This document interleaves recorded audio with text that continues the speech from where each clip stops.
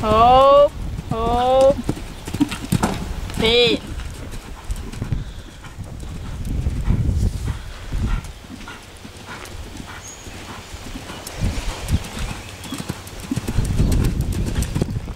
Bra, jättebra.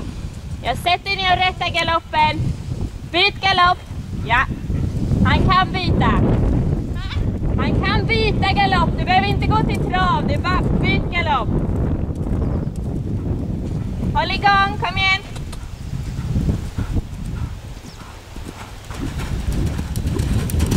Bra, superfint. Ja, så håll igång galoppen, men släpp honom inte för lång. Håll ihop honom. Sjunk ner lite i sadeln. Sitt lite ner. Så ja. Bra. Och titta vart du ska.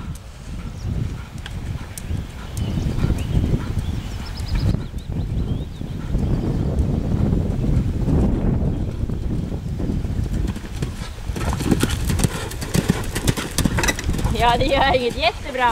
Mycket bättre än...